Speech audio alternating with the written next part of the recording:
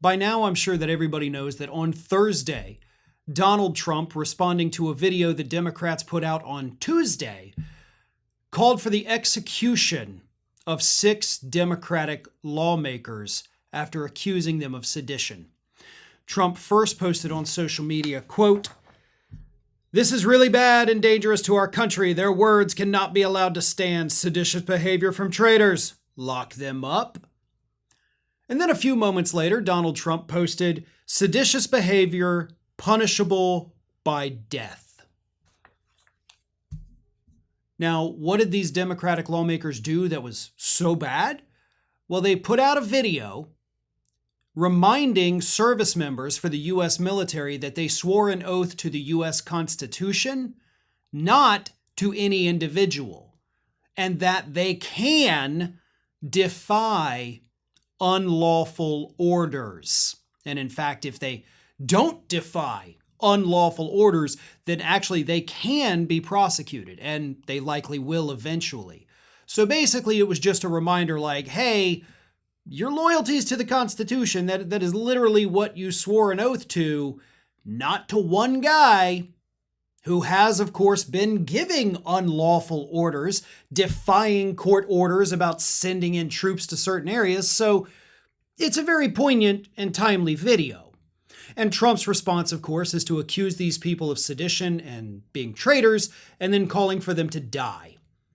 Now, you may think, but Farron, he didn't say they should be executed. He just said it's punishable by that. Sure. Till you take into account the fact that he then reposted one of his followers who said, "Hang them, George Washington would." I would say that is a direct call for these people to be executed, which of course is ironic because, wasn't it just a little over 2 months ago when we were being told by every media outlet in the goddamn country that it was the violent language from the left that led to Charlie Kirk being murdered? Weren't we repeatedly told by these media outlets that the left has to tone it down because we're the ones who are stoking violence across the country? People had their lives destroyed because they didn't properly mourn the death of Charlie Kirk. Lives were ruined, careers were ended because of that, and it was all blamed on us. And here is the President of the United States explicitly calling for these people to be killed. Democratic members of Congress who did not violate the law, they did not commit sedition, this wasn't treasonous or traitorous. It was reminding the military what they are protecting. Not who, but what. The very ideals and laws that make up this country. What I didn't see in any of the coverage of this were calls for the 25th Amendment to be invoked. Donald Trump is not mentally well. Personally, I think he's insane. And I mean that in the most literal sense of the word. I personally think Donald Trump is insane. I also believe he is suffering from dementia. Obviously, since we don't have a clear diagnosis of that, we can only offer our opinions. I'm not saying it as a statement of fact, but I believe he has dementia. I do not believe he has the temperament or even the mental ability to serve as president of the United States anymore, and I do believe that he should be promptly removed using the 25th Amendment. That's what the 25th Amendment is for. That's why we have it. It's a safeguard to protect this country from a wannabe authoritarian tyrant who is calling for the murder of Democratic lawmakers. There was a time in this country, and I know because I've been doing this for over 21 years now, folks, where a statement like that would be basically the end of your political career forever. Both sides would have come out and said, this is unacceptable, you have to get out of office now, or we will forcibly remove you from office. And that time wasn't that long ago.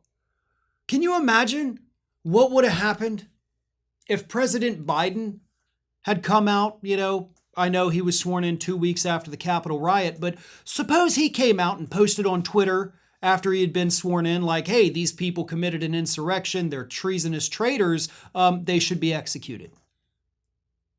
What would have happened? What would the right have responded with to that? I guarantee you it wouldn't be what Pete Hegseth said in response to the Democrats' video, because Pete Hegseth said that's stage 4 Trump derangement syndrome. Stephen Miller said that the Democrats were stoking an insurrection and demanded that the lawmakers resign in disgrace. The problem with the 25th Amendment, of course, is that it would have to be invoked by the Vice President, J.D. Vance, and the other members of Donald Trump's cabinet. That's never going to happen. It's a pipe dream. So we have to live with this crazy-ass, insane person serving as President of the United States, a person who actively wants a lot of us dead. He wants us dead. And we just have to live with that because he has the most spineless cabinet in history. So this is just the reality we live in now. Hey everyone, we are maybe just days away from hitting 1 million subscribers.